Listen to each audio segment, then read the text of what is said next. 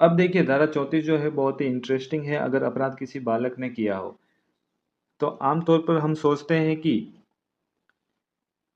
POCSO act में आरोपी हमेशा कोई वयस्क यानी कि अडल्ट ही होगा, लेकिन क्या हो अगर पीड़ित बच्चे के साथ गलत करने वाला खुद भी एक बच्चा या फिर नाबालिग हो?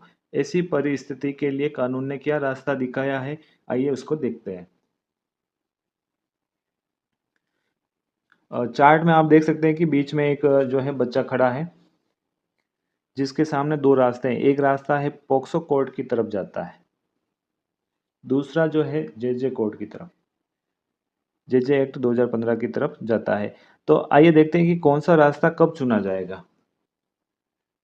तो न्यायालय स्वयं तय करेगा। कानून कहता है कि सबसे पहले न्यायालय स्वयं तय करेगा कि बालक वास्तव में आरोपी है या नहीं। शुरुआती जांच और उम्र के निर्धारण का काम इसी स्तर पर स्पष्ट किया जाता है। कानून साफ कहता है कि अगर आरोपी सचमुच एक बालक है, तो उसके खिलाफ जो है कार्रवाई किशोर न्याय अधिनियम यानी कि जेजे एक्ट 2015 के तहत अपनाई जाएगी। सामान्य अपराधों की तरह जो है उसके साथ बर्ताव नहीं होगा। उस बच्चे के साथ सामान्य अपराधियों की तरह कोई बर्ताव या कानूनी कार्रवाई नहीं की जाएगी। उसे जेल भेजने की जो बजाय सुधार गृह में भेजा जाता है और उसकी जो काउंसलिंग की जाती है, क्योंकि कानून मानता है कि बच्चे को सुधारा जा सकता है। तो धारा 34 का सीधा-सा निचोड़ यह है कि भले ही अपराध पॉक्सो एक्ट के तहत हुआ है, लेकिन अगर उसे करने वाला जो आरोपी है, वो अगर एक बच्चा है, तो उस पर जो केस साधारण अपराधियों की तरह नहीं, बल्कि जेजे एक्ट 2015 के विशेष और सुधारात्मक नियमों के तहत ही चलाया जाएगा।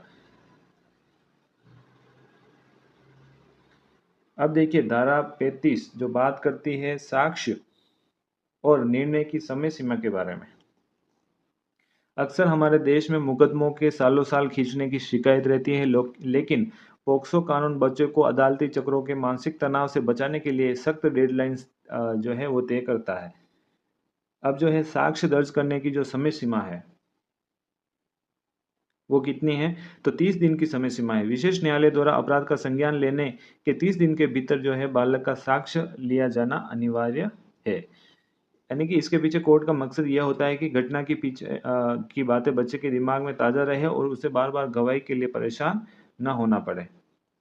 दूसरा है विचारण यानी कि ट्रायल पूरा करने की जो समय सीमा है, तो 1 वर्ष की यहाँ पर समय सीमा दी गई है। अदालत को पूरा विचारण ट्रायल जो है संज्ञान लेने की तारीख से कब से संज्ञान लेने की तारीख से 1 वर्ष के भीतर पूरा करने का जो है प्रयास करेगा।